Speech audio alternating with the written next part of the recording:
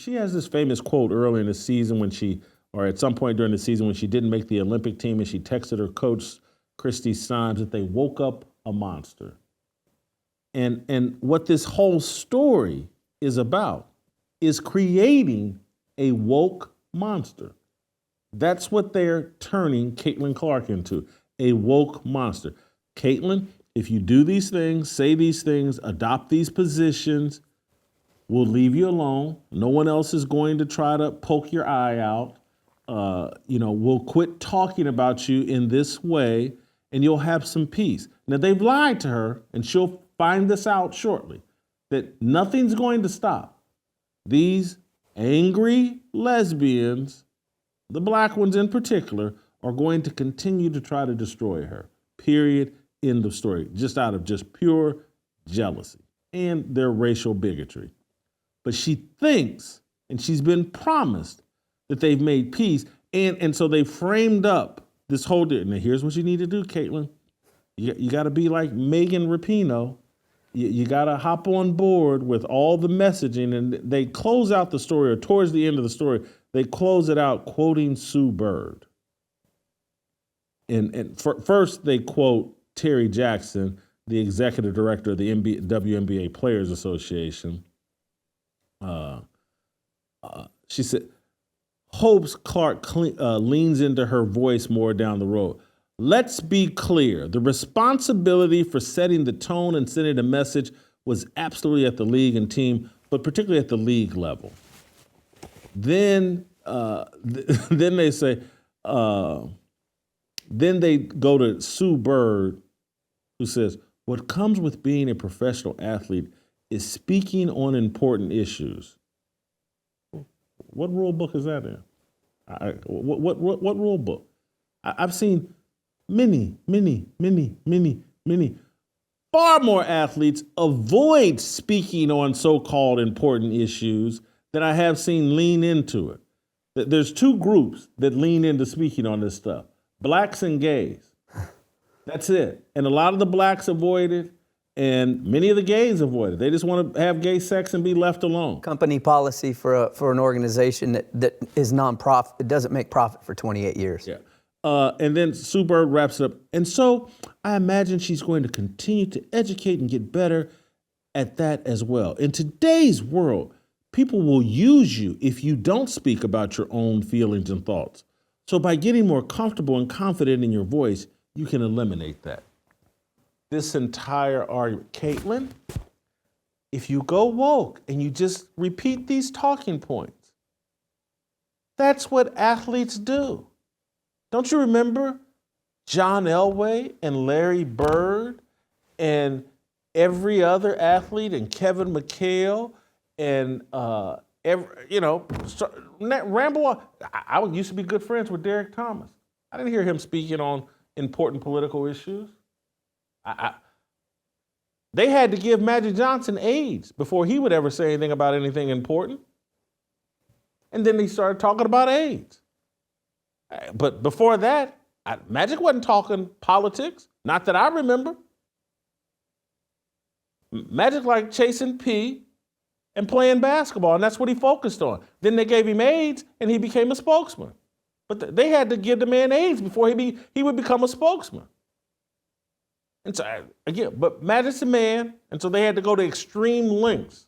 They couldn't scare Magic into it. They had to give him AIDS, and now he's a spokesman.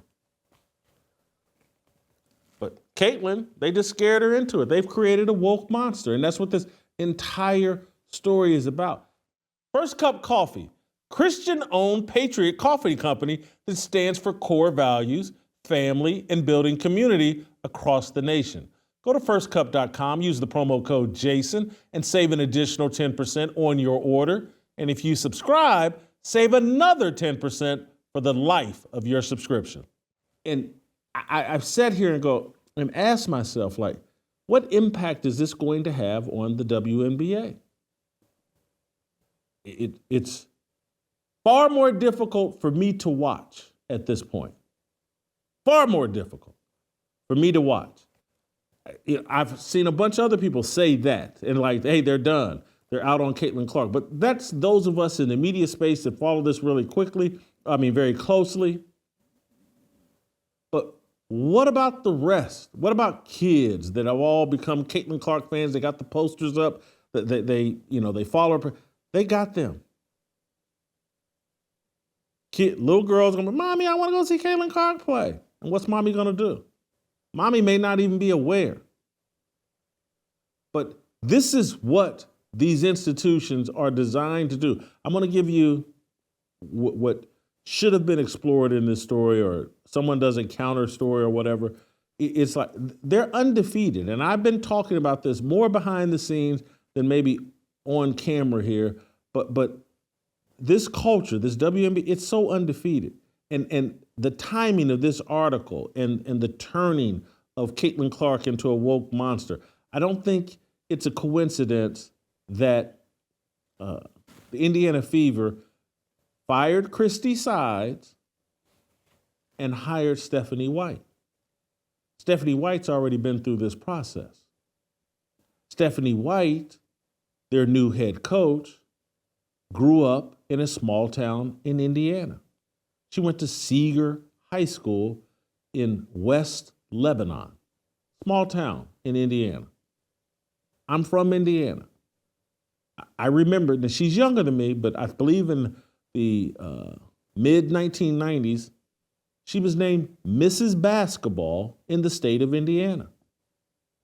And Stephanie White was, like Caitlin Clark, relatively attractive basketball player, female basketball player from a small town that led her high school team to great heights, and then went off to a home state university, Purdue. And in her senior year, she led Purdue to its first and only national basketball championship. She did something she was a player on the team. She did something Gene Katie could never do with Joe Barry Carroll and all the other great players that played it on Purdue's men's team. Purdue men still can't win a national championship. But Stephanie White did what Caitlin Clark did. Grew up in Indiana, went to an Indiana State University, Purdue University, led the team to a national championship, 98, 99, I can't remember what year, but they won a national championship. Maybe it's in the 2000s. I can't remember. But I think the team lost one game. Carolyn Peck was their coach. And then she went on to play at the Indiana Fever. This was Caitlin Clark before Caitlin Clark. And Stephanie White married some dude named Brent McCarty. And that lasted about 4 years. It lasted about 4 years. And then, you know what? She partnered up with some woman named Michelle. They figured out a way through scissoring or whatever. I don't know.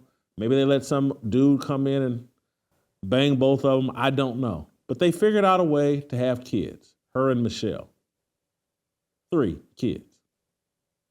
And now Stephanie White is partnered up with another woman, Lisa Salters, the ESPN sideline reporter. The WNBA process is undefeated. That culture, the woke Negro Basketball Association, that culture of lesbians, and that sex tour of lesbians, that gay pride tour of lesbians, it's undefeated. Stephanie White was Caitlin Clark before Caitlin Clark, and now she's Caitlin Clark's coach. What a coincidence that someone who's already been through the process, already been turned out, already been made to grab a belt loop. Hey, them little small town values you had in Indiana, them little small town values you had at Purdue, welcome to the WNBA. Grab a girlfriend, reject your heterosexuality, reject your biblical worldview, and join us here in lesbian heaven, the WNBA. Stephanie White's been through the process. Now she's the head coach that will be there to help guide Caitlin Clark through the process. It won't matter how beta that boy, that man is that Caitlin Clark's dating. It won't matter how hard he simps. It won't matter how hard he campaigns for Kamala Harris or whatever woke idiot they put up next. The process of the WNBA it works every time. Like what you saw? Hit that like button, subscribe, and check out the full episode by clicking the link below.